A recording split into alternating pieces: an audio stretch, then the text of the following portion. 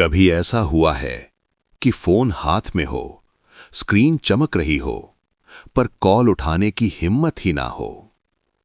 आज की कहानी किसी सेलिब्रिटी की नहीं है, ये कहानी है रमेश की, और शायद आपकी भी। रमेश, शुरू से बात करते हैं। आजकल जिंदगी कैसी चल रही है?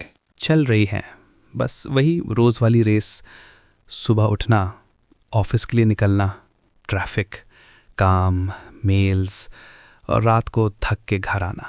और जब घर आते हो तो दिमाग बंद होता है या और ज्यादा चलता है? और ज़्यादा। दिन का काम खत्म होता है, पर रात को पैसे का हिसाब शुरू होता है। आपकी जॉब क्या है? प्राइवेट कंपनी में ऑपरेशंस एग्जीक्यूटिव हूँ। मंथली सैलरी अराउंड 45,000 रुपीज़ आती है। सुनने में तो ठीक लगता है। हाँ, सैलरी स्लिप में अच्छी लगती है, पर बैंक बैलेंस में ज़्यादा देर नहीं टिकती। क्यों? कहाँ चली जाती है? सबसे पहले तो होम लोन EMI 18,000 रुपये सीधे कट जाते हैं। फिर मम्मी पापा की मेडिसिन्स अराउंड 5-6,000। ग्रोसरी, बिजली, पानी, फ़ोन 8-9,000। ऑफिस आने जाने का खर्चा, कभी इमरजेंसी, और महीना खत्म। मतलब सैलरी आने के बाद भी आप पहले ही थक जाते हो? बिल्कुल।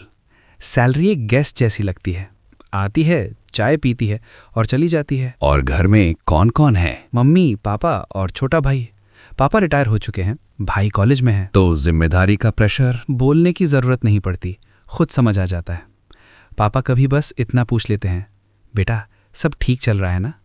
और वही सवाल सबसे भारी लगता है। कभी उन्हें सच बताने का मन हुआ? सच बोलने का मतलब होता है उन्हें टेंशन देना, इसलिए कई बार फ़ोन रिंग होता रहता है और मैं नहीं उठाता। और जब फोन नहीं उठाते तो अंदर क्या चलता है? ये गिल्ट कि मैं कमा तो रहा हूँ पर सिक्योर नहीं हूँ। आपने कभी कैलकुलेट किया, अगर कल जॉब चली गई तो कितने दिन चल पाओगे? शायद 1 महीना, उससे ज़्यादा नहीं। सेविंग्स? ऑलमोस्ट नहीं के बराबर।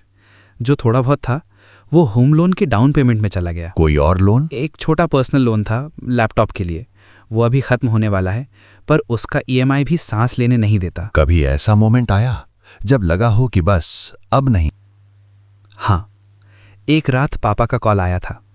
उस दिन सैलरी भी आई थी, पर अकाउंट देख के लगा क्या ही फर्क पड़ा। और उस वक्त फ्यूचर का क्या ख्याल आया? मेडिकल इमरजेंसी, भाई की फीस, और एक सवाल, मैं 40 का होके भी ऐसा ही रहूंगा क्या? किसी ने कभी SIP या इन्वेस्टमेंट के बारे में बताया? हाँ, ऑफिस में सब बात करते हैं, SIP कर ले, म्यूचुअल फंड बेस्ट है, पर सच बोलूं मुझे समझ ही नहीं आता कि शुरू कहाँ से करूं। और लगता भी होगा पहले बचे तब न इन्वेस्ट करें। एग्जैक्टली।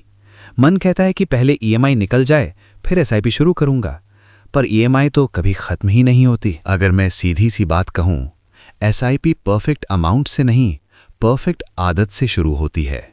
500 रुपये भी अगर आज से शुरू हो जाए तो कल का डर थोड़ा कम हो जाता है। शायद गलती ये रही कि मैंने फ्यूचर को हमेशा पोस्टपोन किया। आज अगर आप अपने जैसे किसी को एक बात कहना चाहो तो सैलरी को सल्यूशन मत समझो, प्लानिंग को सल्यूशन बनाओ। रमेश की कहानी यूनिक नहीं है, पर साइलेंट जरूर है। अगर आप इस कॉन्वर्सेशन में अपनी जिंदगी देख पा रहे हो तो चैनल को सब्सक्राइब करिए। अगली कहानी शायद आपकी ही हो। ये कहानी और बातें अवेयरनेस के लिए हैं। हर इंसान की सिचुएशन अलग होती है। डिसीजन लेने से पहले खुद समझना जरूरी है।